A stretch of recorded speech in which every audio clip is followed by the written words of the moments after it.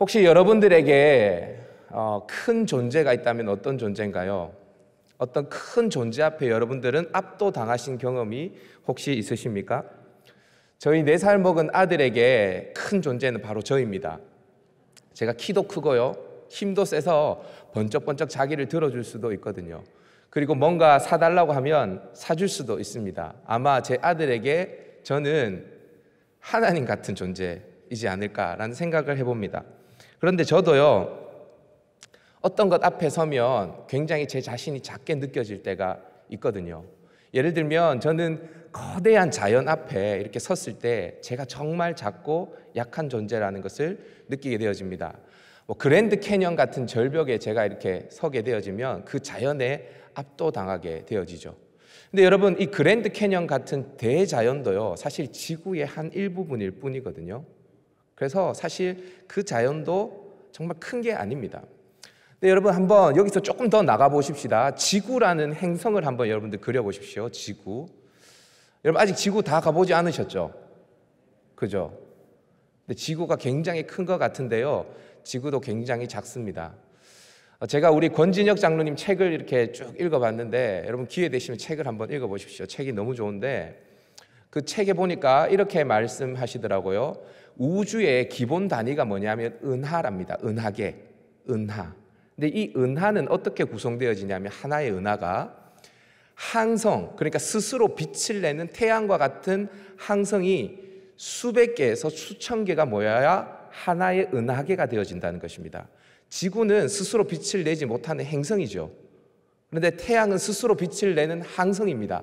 그런 게 100억 개, 1000억 개 모여야 그게 하나의 은하계가 되어지는 것입니다.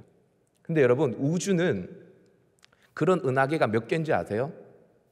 1000억 개 이상이랍니다. 그런 은하계가 1000억 개 이상. 여러분, 우주가 얼마나 큰지 여러분들 감이 오십니까? 감이 안 오시죠? 지구도 다 안 가봤는데. 그런데 여러분, 이 우주 있잖아요. 이 우주도 하나님 앞에서는 점과 같은 존재라는 거 아세요? 왜냐하면 하나님께서 이 우주를 창조하셨거든요. 그것도 말씀 한마디로, 빛이 있으라 한마디로 그냥 끝장을 내버리셨습니다. 그러니까 여러분, 하나님이 얼마나 크고 위대하시고 강대하신지 여러분들 이렇게 느낌이 오십니까? 그 하나님을 지금 예배하고 계시는 거예요. 여러분, 오늘 본문의 주인공은 다윗입니다. 다윗은 이 하나님의 크심을 알았던 사람이에요. 여러분, 다윗은 완벽한 사람이 아닙니다. 그에게 흠결이 많았습니다. 여러분들이 잘 아시지만 남의 아내를 빼앗은 사람입니다. 그것을 감추기 위해서 자기의 충신을 전장터에서 고의적으로 죽인 사람이었습니다. 파렴치한 사람이었죠. 자기의 힘을 과시하려고 인구조사를 했다가 연병으로 그 백성 7만 명을 죽어나가게 했던 사람입니다. 여러분, 지금 코로나로 우리나라에서 7만 명 안 죽었거든요. 이스라엘에서 7만 명이 죽었습니다. 연병으로. 그게 다윗의 죄 때문이었습니다. 그럼 다윗은 완벽한 사람이 아니죠. 다윗은 흠결이 많은 사람이었습니다. 우리가 다윗을 헐뜯으려고 한다면 헐뜯을 요소들이 굉장히 많았던 사람이 다윗이었습니다. 그런데 이상한 것은 성경에서 다윗을 어떠한 사람으로 평가하냐라는 것입니다. 사도행전 13장 22절 말씀을 여러분들이 한번 읽어주십시오. 시작. 내가 이새의 아들 다윗을 만나니 내 마음에 맞는 사람이라 내 뜻을 다 이루리라. 네, 하나님께서 뭐라고 이야기하냐? 다윗이 내 마음에 맞는 사람이래요. 내 마음에 맞는 사람. 옛날 성경에는 내 마음에 합한 사람, 하나님의 마음에 합한 사람이래요. 이를 한번 생각해 보십시오. 남의 아내를 빼앗았습니다. 그것을 감추려고 자기의 충신을 고의적으로 죽였던 사람이었습니다. 이 사람이 하나님의 마음에 합한 사람이라는 거예요. 왜 그랬을까? 여러분, 우리는요, 도덕적으로 선하냐 악하냐 이런 것들에 대해서 많이 평가합니다. 그죠? 여러분, 하나님은요, 하나님을 어떻게 바라보냐를 더 크게 바라보십니다. 하나님을 왕으로 인정하는가 인정하지 않는가, 이 인간이 나를 어떻게 생각하는가, 그것을 더 크게 보십니다. 하나님은. 다윗은 부족한 게 참 많았지만 하나님이 어떠한 분인지 알았어요. 그리고 하나님을 크게 바라봤던 사람이 다윗이었습니다. 여러분, 다윗은 사울이 죽은 후에 왕이 되었지 않습니까? 이스라엘의 2대 왕이었습니다. 2대 왕. 여러분, 이 당시에 왕이라고 하면 어떤 사람이었습니까? 고대의 왕. 자기의 마음대로 다 해도 되는 사람이었습니다. 누구의 의견을 물어볼 필요가 없는 절대 권력을 가진 사람이 왕이었습니다. 그런데 여러분, 다윗이 자기 마음대로 할 수 있는 왕의 자리에 올랐음에도 불구하고 모든 걸 자기의 마음대로 하지 않습니다. 성경에 굉장히 많은 이런 단어들이 반복되어져서 나오는데요. 다윗이 유다의 왕이 되어지고 난 다음에 이스라엘의 통합 왕이 되어집니다. 근데 여러분, 이 다윗이 왕이 될 때에도 어떻게 이야기하냐면요, 성경이 이렇게 이야기합니다. 하나님께 묻습니다. 어떻게 이야기하냐? 사무엘하 2장 1절에 보면 내가 유다의 한 성읍으로 올라가리이까, 유다의 한 성읍으로 올라가리이까, 이렇게 조심스럽게 누구에게 물었을까요? 하나님께 물었습니다. 블레셋을 치러 올라갈 때에도 묻습니다. 내가 블레셋 사람을 치러 올라가리이까. 누구에게 물었을까요? 신하에게 물었을까요? 아니요, 하나님께 물었습니다. 자기 마음대로 해도 되는 왕이었지만 다윗은 계속 하나님께 묻습니다. 왜 계속 물을까요? 이스라엘의 왕은 자기가 아니라 하나님이라는 것을 다윗은 정확하게 알았습니다. 다윗은 자기가 왕이지만 실제 이스라엘의 왕은 하나님이시고 자신은 하나님의 그 통치를 대리하는 대리 통치자, 청직이라는 것을 명확하게 알고 있었습니다. 그래서 계속 진짜 왕, 진짜 통치자에게 계속해서 묻는 것입니다. 하나님, 올라가리이까? 치리이까? 계속 묻는 것이죠. 다윗이 오벳 에돔의 집에 있었던 벗개를 다윗성으로 가지고 올 때였습니다. 그는 벗개가 들어올 때 춤을 췄죠. 여러분, 아까 우리 세비 찬양 월십팀이 춤을 춘 거 보셨습니까? 저는 늘 신기한 게 우리 희경 간사님이 어떻게 이렇게 찬양을 하면서 춤을 출 수 있을까?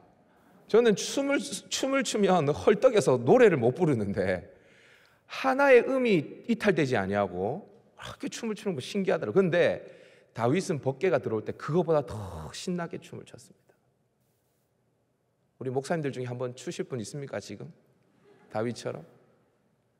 조인식 목사님 긴장하시네요. 안 시키겠습니다. 춤 못 추는 거 알거든요. 제가 H.O.T 같이 쳐봐서 알고 있습니다. 여러분, 다윗이 왕의 채통을 버리고 하체가 다 드러날 만큼 신나게 춤을 췄죠. 그것을 보고 그의 아내 미갈은 조롱했습니다. 비웃었습니다. 그런데 여러분, 다윗이 왜 이렇게 채통을 다 내던지고 춤을 췄을까요? 왜 그랬을까요? 시편 24편 다윗이 쓴 시를 보면 다윗이 왜 이렇게 춤을 췄는지, 왜 벗개를 가지고 들어올 때 이 격한 춤을 췄는지가 나오는데요. 우리 시편 24편 7절 8절을 다 같이 한번 읽어보도록 하십시다. 시작. 문들아 너희 머리를 들지어다. 영원한 문들아 들릴지어다. 영광의 왕이 들어가시리로다. 영광의 왕이 누구시냐? 강하고 능하신 여호와시요 전쟁에 능한 여호와시로다. 아멘. 여러분, 다윗이 왜 춤을 췄습니까? 지금 벗개가 들어가는 게 아니라 누가 들어가는 거예요? 영광의 왕이 들어가고 계시는 것입니다. 영광의 왕이 들어가니까 다윗은 벗개 앞에서 춤을 춘 게 아니라 그 왕이신 하나님 앞에서 춤을 춘 것입니다. 다윗은 하나님이 누구인지 정확하게 알았던 사람이었어요. 이것뿐만이 아닙니다. 다윗이 기록한 시편들을 여러분들 쭉 한번 읽어보십시오. 시편 23편에서 하나님은 목자, 자기는 양으로 표현하고 있습니다. 시편 145편에서는 왕이신 나의 하나님이라고 이야기합니다. 왕이신 나의 하나님, 내가 주를 높이고 영원히 주의 이름을 송축하리이다. 여러분, 이스라엘의 왕은 다윗이지요. 그런데 다윗은 하나님이 왕이라고 고백하고 있습니다. 시편 24편에서는 뭐라고 이야기하냐? 땅과 거기에 충만한 것과 세계와 그 가운데 사는 자들은 다 여호와의 것입니다 라고 고백하고 있습니다. 하나님은 이스라엘의 왕이실 뿐만이 아니라 온 세상의 모든 만물의 주인이 하나님이십니다. 만유의 주십니다 라고 고백하고 있는 것이죠. 여러분, 다윗은 철저히 하나님을 크게 바라보고 하나님을 자신의 목자, 이스라엘의 왕, 더 나아가서 만유의 통치자로 바라보고 있어요. 여러분, 이러니까 다윗이 하나님의 마음에 딱 맞을 수밖에 없는 것이죠. 여러분, 다윗이 얼마나 하나님을 크게 바라봤는가를 이해하지 못한다면 다윗이 목동일 때 사자와 곰과 싸워서 양떼를 지킨 것, 그리고 겁없이 골리앗 앞에 나선 것, 사울 왕을 충분히 죽일 수 있음에도 불구하고 그 옷자락을 가만히 벤 것, 이런 것들이 해석이 안 됩니다. 그런데 다윗이 하나님을 크게 바라봤다라는 것을 딱 전제하고 난 다음에 이 모든 사건들을 다 해석하면 이 모든 사건들이 다 해석이 되어집니다. 다윗의 모든 선택과 결정의 판단의 기준은 하나님이 누구신가? 그 하나님이 사울의 옷자락을 베는 동굴 속에도 계시고 전장터에도 하나님은 계시고 하나님은 양을 칠 때에 내가 목동일 때도 그 들판에도 계시는 하나님이셨어요. 그렇기 때문에 다윗은 목숨을 걸고 양떼를 지켰고 자기가 충분히 죽일 수 있음에도 불구하고 옷자락을 벤 것입니다. 다윗의 모든 삶은 그가 하나님을 어떻게 바라봤느냐로 해석되어지는 것입니다. 그런데 여러분, 이렇게 다윗의 많고 많은 삶의 행적들 중에서 다윗이 하나님을 크게 바라본 것의 절정이 뭐냐 하면요, 절정, 그게 뭐냐면 바로 성전 건축의 의지를 가진 것입니다. 성전 건축. 성전 건축 아시죠? 다윗이 성전을 건축하려고 했죠. 다윗이 벗개를요 오베데돔의 집에서 가지고 와서 다윗 성에 뒀습니다. 근데 그때 벗개는 휘장 가운데 있었거든요. 근데 이게 다윗의 마음을 굉장히 불편하게 만드는 겁니다. 성경에 보면 뭐라고 이야기하냐면 다윗이 사무엘에게 뭐라고 이야기하냐, 나는 백향목궁에 거하는데 하나님은 휘장 가운데 있도다 라고 이야기합니다. 얼마나 불편했겠습니까? 네? 여러분 한번 생각해 보세요. 여러분들이 좋은 아파트에 입주해서 사는데 여러분들이 부모님이 천막에 사시면 여러분 마음이 어떻겠어요? 불편하겠어요? 안 불편하겠어요? 불편하겠죠. 다윗은 너무 불편했던 것입니다. 이게. 그래서 성전 건축을 하려고 했던 거예요. 성전 건축은 단지 건물을 짓는 게 목적이 아니었습니다. 성전 건축은 하나님 당신은 광대하십니다. 하나님이 진정한 이스라엘의 왕이십니다. 이 모든 세상의 주인은 하나님이십니다 라는 다윗의 신앙 고백으로 이루어진 것이 성전 건축입니다. 오늘 본문이 바로 성전 건축을 하기 전에 다윗이 헌금을 모으거든요. 헌금을 모으고 난 다음에 하나님 앞에 감사 기도한 부분입니다. 이 본문을 함께 여러분들과 함께 살피면서 하나님을 크게 보는 인생의 특징을 함께 살펴보려고 합니다. 오늘 말씀을 통해서 광대하신 하나님, 크신 하나님, 위대하신 하나님을 다 경험하고 인정할 수 있는 그런 은혜가 있을 수 있기를 주님의 이름으로 축복합니다. 아멘. 자, 그러면 하나님을 크게 보는 인생의 특징이 뭔가 저를 한번 따라해 봅시다. 내가 작게 보인다. 내가 작게 보인다. 하나님을 크게 보면 내가 어떻게 보인다고요? 작게 보여요. 오늘 본문의 주인공 다윗이 하나님을 어떻게 인식했는지 조금 긴데요, 오늘 본문 11절 12절을 여러분들이 한번 읽어주시겠습니다. 시작. 여호와여, 위대하심과 권능과 영광과 승리와 위엄이 다 주께 속하였사오니 천지에 있는 것이 다 주의 것이로소이다. 여호와여, 주권도 주께 있사오니 주는 높으사 만물의 머리이심이니이다. 부와 귀가 주께로 말미암고 또 주는 만물의 주가 되사 손에 권세와 능력이 있사오니 모든 사람을 크게 하심과 강하게 하심이 주의 손에 있나이다. 여러분, 다윗의 고백을 보십시오. 다윗이 지금 뭐라고 고백하는 겁니까? 하나님 다 하나님의 손에 있습니다. 모든 것이 다 하나님의 것입니다. 하나님은 크십니다. 하나님은 위대하십니다. 이 고백을 지금 하고 있는 거예요. 이렇게 하나님의 크심을 고백하고 난 다음에 다윗이 이어서 고백하는 고백이 있습니다. 우리 15절 말씀을 다 같이 한번 읽어볼까요? 시작. 우리는 우리 조상들과 같이 주님 앞에서 이방 나그네와 거류민들이라. 세상에 있는 날이 그림자 같아서 희망이 없나이다. 하나님의 위대하심을 고백하고 난 다윗은 우리의 인생이 어떠한 존재인지를 이어서 고백하고 있습니다. 뭐라고 고백합니까? 하나님, 우리는 주님 앞에서, 하나님 앞에서 나그네와 거류민인 뿐입니다. 우리에게는 세상에 있는 날이 그림자 같아서 우리에게는 희망이 없습니다. 이게 다윗의 고백이었습니다. 여러분, 칼빈이 쓴 기독교 강요가 있죠. 여러분들에게 책을 추천드리자면 저는 성경을 읽으신 이후에 이 기독교 강요를 꼭 한번 읽어보라고 말씀드리고 싶습니다. 저도 책을 많이 안 읽는데 이 기독교 강요를 읽고 난 다음에 계속 우려먹고 있습니다. 기독교 강요 정말 은혜가 있거든요. 근데 이 기독교 강요 많이 읽기 싫으면요, 몇 장만 읽어보세요. 제1권, 제1장, 제1절, 2절, 3절만 여러분들이 한번 읽어보십시오. 읽어보시면 뭐라고 이야기하냐면 이렇게 이야기합니다. 칼빈이 우리가 가진 지혜 중에 참되고 경건한 지혜는 두 가지가 있으니 하나는 하나님을 아는 지식이요 또 하나는 자신을 아는 지식이다. 다시요. 우리에게 참되고 경건한 지혜가 있으니 하나는 하나님을 아는 지식이요 하나는 자신을 아는 지식이다. 하나님을 알고 나를 아는 것, 이게 참되고 경건한 지혜래요. 그런데 이어서 칼빈은 이렇게 이야기를 합니다. 그런데 이 두 가지 지식은 서로 끈으로 연결되어 있어서 하나를 알면 다른 하나의 지식은 자연스럽게 생겨난다. 여러분, 이 말이 무슨 말이냐면 하나님을 제대로 딱 알게 되어지면 누구를 안다는 거예요? 자신을 안다는 거예요. 하나님의 크심을 알 때 자기의 작음을 알고 하나님의 선하심을 알게 되어질 때 내가 얼마나 악한 존재인지를 알게 되어지는 거죠. 여러분, 그리고 칼빈이 이렇게 이어서 이야기합니다. 잘 들어보십시오. 저는 칼빈의 기독교 강요를 읽으면서 칼빈은 그냥 신학을 한 사람이 아니라 사람을 완전히 꿰뚫고 있는 사람이에요. 칼빈이 뭐라고 이야기하면 이렇게 이야기합니다. 인간은 본성적으로 악한 존재라서 자신에게 조금이라도 덜 악한 것이 보이면 그것을 가장 순결한 것으로 여기며 기뻐한다.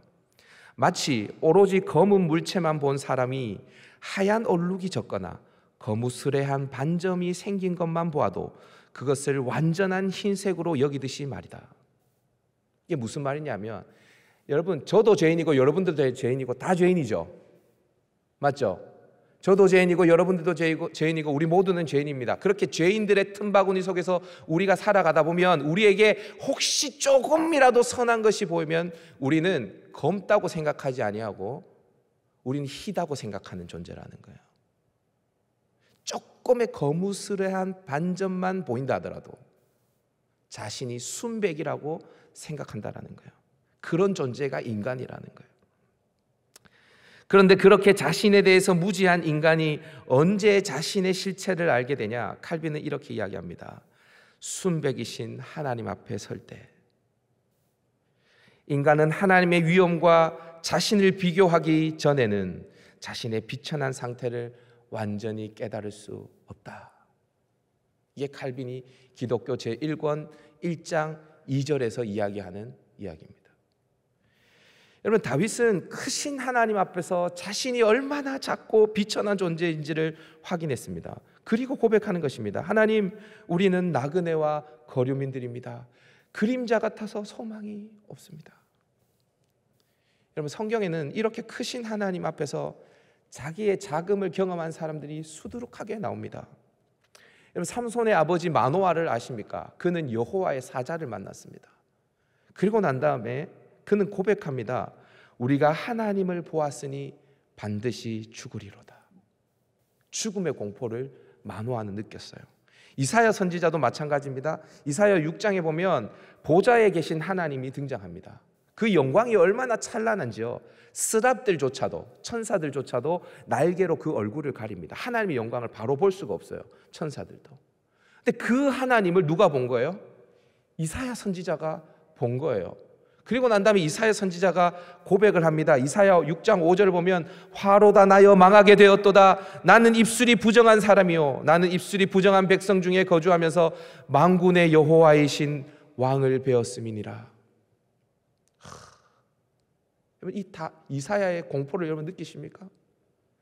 여러분, 엘리야 선지자 알죠? 엘리야 선지자 하늘에서 불을 내려서 그 갈멜산 전투에서 450명의 바알 선지자들 죽인 그 대단한 엘리야 선지자, 그가 기도할 때 3년 6개월 동안 비가 오지 아니하고 그가 기도할 때 비가 내렸던 그 위대한 선지자 엘리야를 기억하십니까? 그 엘리야가요, 호렙산에 있을 때 세미한 하나님의 음성을 듣습니다. 하나님 엘리야를 부르세요. 그때 여러분 엘리야가 어떻게 하나님 앞에 나아가는지 아세요? 그의 겉옷으로 얼굴을 가리고 하나님 앞에 나아갑니다. 그냥 나아갈 수가 없는 거예요. 왜냐하면 죽을 것 같거든요. 하나님 너무 크시니까. 찬란한 태양을 여러분 맨눈으로 보신 적이 있습니까?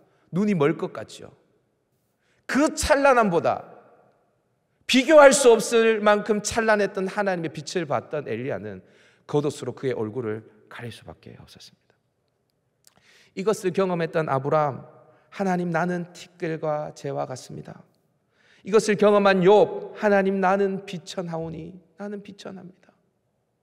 성경에 이런 사람들 수두룩하게 말할 수가 있어요. 여러분, 우리는 앞서 칼빈이 말한 것 같이 자신을 좀 괜찮은 사람으로 여기는 악한 본성을 가진 사람들입니다. 남들보다 조금이라도 선한 것이 보이면 마치 자신이 신이라도 된 듯 완전 순백한 존재로 착각하며 살아가는 존재들입니다. 그러면서 남을 판단하고 정죄하죠. 또한 우리는 모든 것의 주인공이 자신이라고 생각하는 악한 본성을 가진 자들입니다. 우주의 중심에 자신을 둡니다. 하나님은 십계명에서 우상을 만들지 말라고 하실 때 분명히 이렇게 말씀하십니다. 너는 자기를 위하여 새긴 우상을 만들지 말고, 너는 자기를 위하여 새긴 우상을 만들지 말고. 우상을 만드는 이유도 다 자기 때문입니다. 자기 때문. 자기가 왕이 되고 싶어서. 그런 본성을 가진 자들이 우리들입니다. 근데 여러분, 이런 우리가 하나님을 만나게 될 때 알게 되어지는 것입니다. 하나님 나는 나그네입니다. 하나님 나는 거류민입니다. 하나님 나는 그림자일 뿐입니다. 나에게는 희망이 없습니다. 여러분, 이 절망 속에서 우리는 희망을 맛보는 것입니다. 여러분, 우리가 이걸 경험할 때 비참해집니까? 내가 그림자라고, 내가 거름이라는 것을 알 때 여러분 내가 비참해집니까? 아니요, 거기에 희망이 있습니다. 소망이 거기에서 샘솟습니다. 왜 그렇습니까? 이런 비천한 존재가, 이런 비참한 존재가 하나님의 자녀, 내가 그분의 백성. 여러분, 이 사실 하나가 우리에게 던져주는 소망이 얼마나 큽니까? 거기에서 우리는 다시 하나님께 찬양 드리는 것입니다. 거기에서 감사가 터져 나오는 것입니다. 그 감사와 그 찬양을 가지고 하나님 앞에 예배하는 것입니다. 그래서 그 예배는 감격스러울 수밖에 없죠. 왕이신 하나님을 배우는 자리, 두렵고 떨립니다. 이때 나오는 감정이 뭐냐면 경외입니다. 경외. 하나님을 사랑하지만 하나님을 두려워하는 마음. 하나님 앞에 나아가기에는 너무 무서운데 그분을 보지 않고는, 그분을 만나지 않고는 견딜 수 없는 뜨거운 사랑이 내 안에 샘솟습니다. 이것은 하나님의 크심을 경험한 사람만이 할 수 있는 반응인 것이죠. 아멘. 나의 자금이 오히려 소망이 되는 이 놀라운 역설을, 이 역설의 진리를 경험하는 저와 여러분 될 수 있기를 주님의 이름으로 축복합니다. 아멘. 둘째로, 하나님을 크게 보는 인생의 특징이 있습니다. 저를 한번 따라해 봅시다. 이 세상의 것들이 작게 보인다. 작게 보인다. 나만 작게 보이는 게 아니에요. 이 세상에 있는 것들이 다 작게 보입니다. 앞서서 다윗이 성전을 건축하려고 한 동기는 크신 하나님을 인정했기 때문이라고 여러분들에게 말씀드렸습니다. 건물 그 자체가 목적이 아니에요. 다윗이 뭐라고 이야기하냐면, 성전을 짓고 난 다음에 하나님, 제가 하나님의 발판을 지었습니다, 이렇게 이야기합니다. 금으로 도배한, 그 엄청난 금으로 도배한 성전은 하나님의 발판밖에 되지 않는 것입니다. 다윗은 정확하게 알았던 거예요. 하나님의 크심을 바라봤기 때문에 성전을 건축하려고 했죠. 근데 여러분 잘 아시다시피 하나님께서 이 성전 건축을 허락하십니까? 허락하지 않으십니까? 허락하지 않지요. 대신에 그의 아들 솔로몬에 의해서 성전을 건축할 것이라고 하나님은 말씀하십니다. 그런데요, 다윗이 얼마나 대단하냐면 그 이야기를 듣고 다윗이 가만히 있지 않습니다. 성전 건축에 필요한 모든 것들을 다 준비하기 시작합니다. 하나님이 성전 건축을 하지 말라고 했지 재료를 준비하지 말라고 한 적은 없거든요. 그래서 제목을 준비합니다. 성전을 짓기 위한 목재들을 다 준비합니다. 돌도 준비하고요. 그리고 제일 중요한 게 뭐냐면 성전 건축 이후에 성전을 섬길 레위인들의 직무를 세웁니다. 레위인들이 해야 될 일들을 세워요. 그래서 반차를 나눴습니다. 24반차로. 반차를 나눠서 레위인들이 건축되어질 성전에서 어떠한 역할을 해야 하는지, 누구는 성전 문지기, 누구는 곡간을 맡은 자, 누구는 성전에서 봉사하는 자 다 세워놓습니다. 대단하죠. 그리고 난 다음에 헌금을 막 드립니다. 금, 은의 헌금을 하나님 앞에, 보화를 하나님 앞에 드립니다. 근데 여러분, 이렇게 다 했는데 다윗의 성에 차지 않는 겁니다. 다윗이 심지어는요, 솔로몬에게 하나님께 영감을 받은 설계도, 그러니까 성전의 설계도까지 다 줍니다. 솔로몬은 그냥 짓기만 하면 돼요.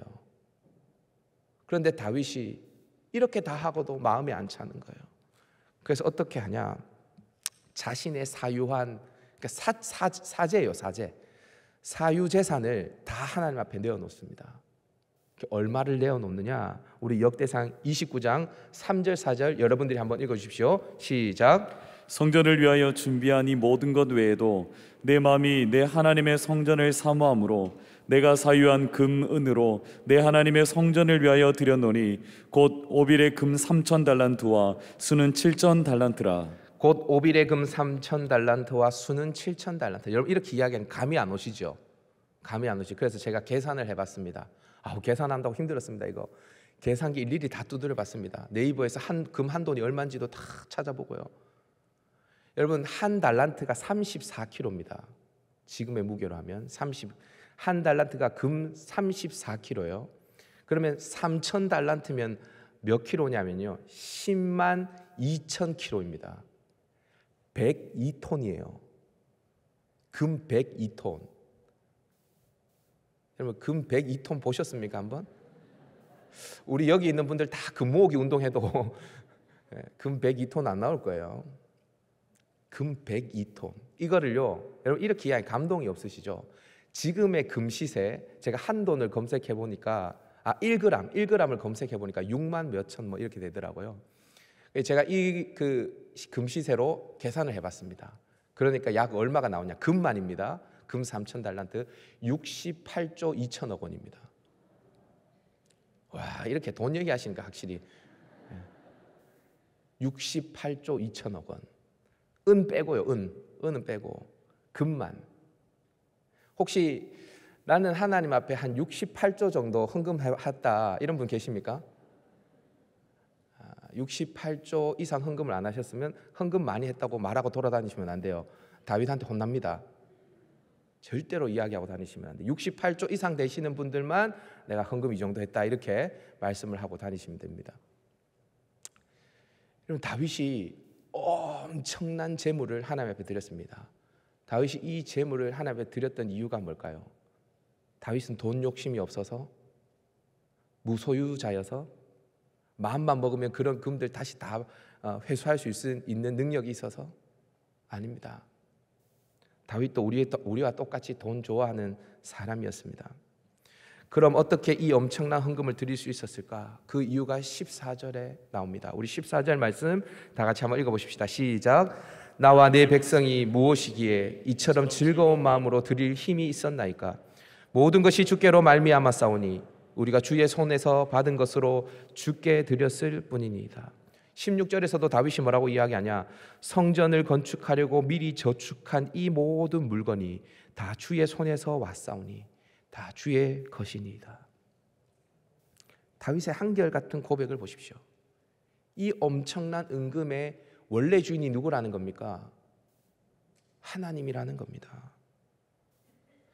다윗이 그 엄청난 헌금을 드릴 수 있었던 것은 그 엄청난 금보다 하나님을 더 크게 바라봤기 때문입니다. 여러분 다윗 하면 딱 떠오르는 사람이 있죠. 누굽니까? 다윗과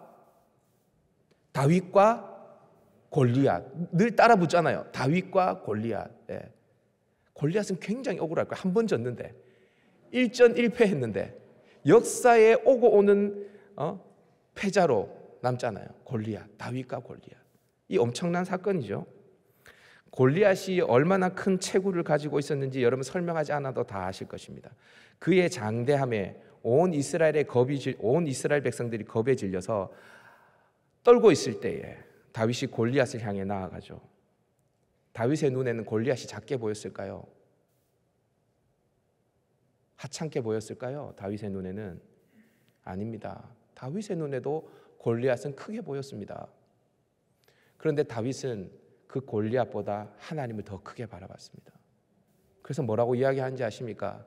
너는 칼과 창과 단창으로 내게 나오지만 나는 만군의 여호와의 이름, 내가 모욕하는 이스라엘 군대의 하나님의 이름으로 내게 나아가노라. 하나님을 더 크게 바라봤어요. 여러분, 조인식 목사님 아들 조율이 있습니다. 지금 여기서 예배 드리고 있습니다. 우리 유리가 너무 예뻐요. 근데 우리 유리가 큰 거의 기준이 누구냐면 바로 접니다. 그래서 조인식 목사님이 유라, 코끼리는 정말 큰 동물이야 이렇게 이야기하면 유리가 바로 이어서 근데 아빠 김보은 목사님보다 더 커요 이렇게 이야기합니다. 이제는 이제 학교 다니는 나이 정도 됐으니까 코끼리가 저보다 크다는 거는 알 거예요. 근데 여러분, 제가 크죠. 제가 키도 180에 이제 몸무게는 2자리 안으로 들어왔습니다. 굉장히 크죠. 제가 큽니다. 맞아요, 커요. 그런데 저도 누군가 앞에 서면 작을 때가 있거든요. 제가 제 동생이 첫째 조카를 낳았을 때 부산에 있는 산부인과에 조카를 보기 위해서 간 적이 있습니다. 엘리베이터를 딱 탔는데 굉장히 낯익은 사람이 타고 있는 겁니다. 딱 봤더니 누구냐면 롯데 자이언츠의 이대호 선수예요. 제가 동생한테 물어보니까 거의 같은 시간에 아이를 낳았다 하더라고요. 여러분, 근데 그 당시에 롯데 자이언츠의 이대호 선수, 지금은 이대호 선수도 다이어트를 했습니다. 여러분, 그때 이대호 선수는요 정말 컸거든요. 제가 엘리베이터에 같이 탔는데요, 와, 저거 제가 작게 느껴지더라고요. 그 이대호 선수 키도 저보다 훨씬 크고 등치도 더 큰데 이 엘리베이터를 꽉 채우더라고요. 그래서 제가 옆에 모서리에 이렇게 딱 서서 있었던 기억이 있습니다. 제가 무슨 이야기 하냐면 저도 이대호 선수 앞에 서면 작은 거죠. 여러분, 이 세상의 것들이 우리에게 굉장히 크게 다가올 때가 있습니다. 그렇죠? 그것 때문에 울고 웃고, 그것 때문에 두려워하고, 무언가 얻게 되어지면 설레어하고 기뻐하고.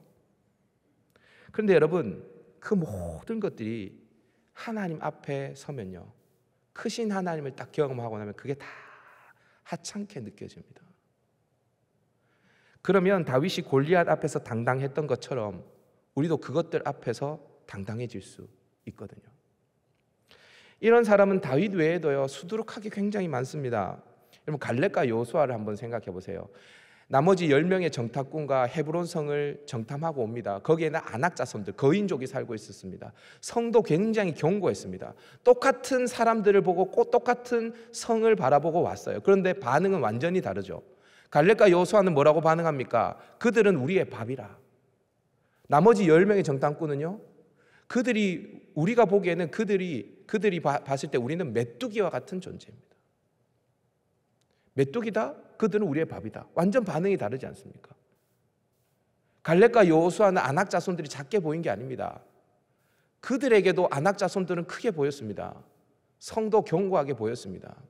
그렇지만 갈렙과 여호수아가 그들은 우리의 밥이다 할 때 앞에 무슨 수식어를 붙이는지 아십니까? 하나님이 기뻐하시면 이라는 수식어를 붙입니다. 하나님이 기뻐하시면 우리가 그 땅을 능히 취할 수 있습니다. 그들은 우리의 밥입니다. 그러니까 갈렙과 여호수아는 헤브론 성을 작게 본 게 아니라 하나님을 크게 봐서 그게 하찮게 보인 것입니다. 도단성을 아람 군대가 에워쌉니다. 굉장히 많은 군대가 도단성을 에워쌉니다. 거기에는 엘리사와 엘리사의 사환이 있었습니다. 엘리사의 사환이 두려워 떱니다. 그 아람 군대를 보고. 그런데 엘리사는 아무렇지도 않습니다. 그때 엘리사가 기도합니다. 하나님, 이 사환의 눈을 열어주십시오. 불말과 불병거가 그들을 둘러싸고 있는 게 사환의 눈에 보입니다. 엘리사가 왜 두려워하지 않았습니까? 아람 군대가 보였죠. 엘리사 눈에도.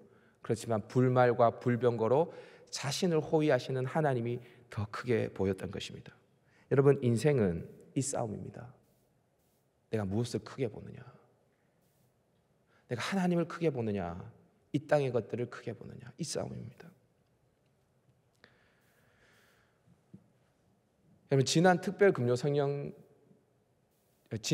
새벽 부흥회 때 일이었습니다. 지난 봄 특별 새벽 부흥회 때 이지웅 목사님과 김기봉 목사님께서 강사로 오셔서 우리에게 귀한 말씀을 전해주셨습니다.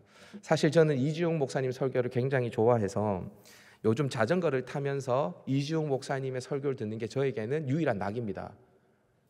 가장 큰 취미입니다. 저의 아양교까지 자전거 타고 가면서 이어폰으로 이지웅 목사님 설교 딱 듣고 한 2편 듣고 돌아오면 정말 힐링되어집니다.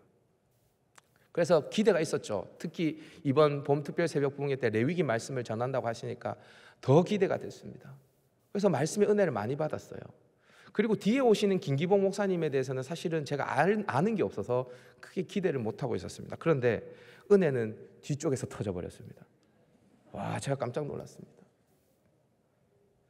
목요일부터 이제 강사로 섬겨주신 김기봉 목사님께서 말씀을 전하시는데 사실 말씀이 정확하게 저한테 안 들려서 제가 잘 안 들린다 했습니다. 그런데 목요일 오전에 온라인 린데이 중보기도에 담임 목사님께서 김기봉 목사님을 초대하셨어요.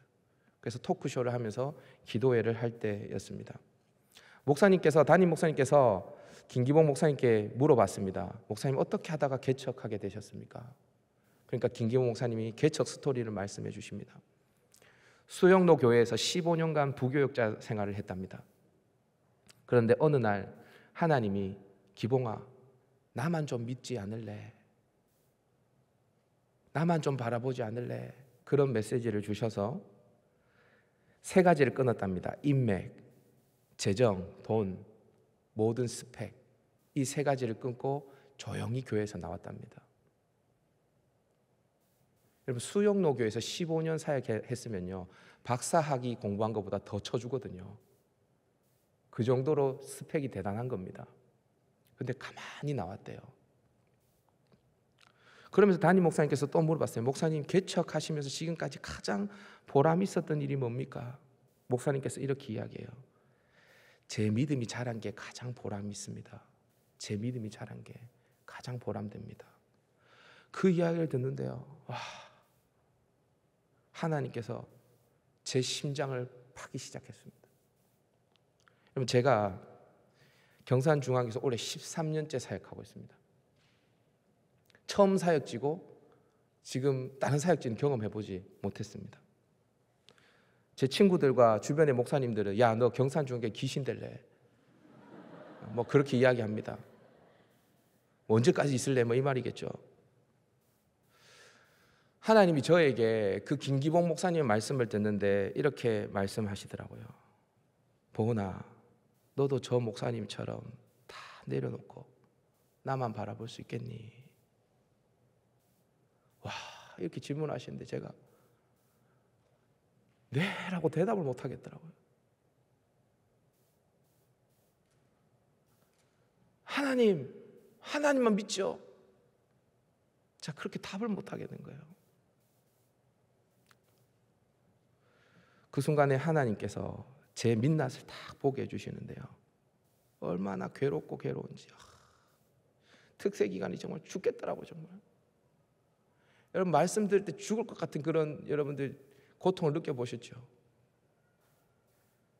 하나님보다 이 자리가 더 큰 거예요. 저한테는 하나님보다. 그래서 여러분, 하나님은요, 이 자리조차도 하나님보다 큰 걸 원하지 않습니다. 여러분, 자식들이 하나님보다 큰 걸 원하지 않습니다. 이 세상의 어떤 것도 하나님보다 큰 것을 하나님 용납하지 않습니다. 하나님은 내 영광을 다른 자에게, 우상에게 주지 않으리라 말씀하셨습니다. 여러분, 이렇게 이야기하는데 와, 제가 죽을 것 같은 거예요. 마지막 금요 성령 집회 때 김기봉 목사님께서 말씀하시는데 자기가 기도원에 올라가서 밤새 기도하신 것을 간증하셨습니다. 그래서 제가 그날 밤에 이런 마음을 먹었습니다. 사직서를 내든지 아니면 하나님 앞에 진짜 결판을 내서 기도해가지고 하나님이 그 어떤 것보다 크신 존재가 되든지 둘 중에 하나는 결단을 내야 되겠다. 이대로는 안 되겠다. 왜 가만히 하나님 날 가만히 두시지 않으니까요. 완전 막 사람을 막 들들 볶아 제끼니까 이거는 뭐 어떻게 할 수가 없는 거예요. 그래서 사실 저희 아내도 모릅니다. 이 고통을. 제 혼자 그렇게 하나님 앞에 기도했습니다. 그런데 무릎을 꿇고 기도를 하는데요, 이 살이 쪄가지고 다리에 피가 안 통하는 거예요. 다리에 피가 안 통해요. 피가 안 통해. 하나님, 얼마나 비참한지요. 제가 엘리 제사장과 같이 비둔하여져서, 그게 뭐 육체뿐만이 아니죠. 하나님, 제가 하나님보다 크게 여기는 것들이 너무 많아서 하나님, 제가 이렇습니다. 하나님 앞에 그대로 다 이야기하기 시작했어요. 그렇게 남들은 몰라요. 아무도 몰라요.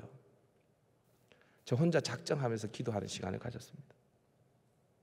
그렇게 기도하는데요, 하나님께서 저에게 이 세상의 그 어떠한 것보다 내가 크다라는 것을 알게 해주시는 거예요. 그러니까 하나님 앞에서 내가 얼마나 작고 초라한 존재인지 그게 느껴지더라고요.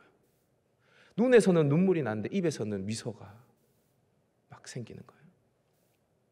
그리고 내가 크게 여겼던 이 세상의 것들이 얼마나 작고 초라한 것인지를 알게 되었습니다. 모든 근심, 걱정, 염려, 내가 원하는 것들이 다 사라졌습니다.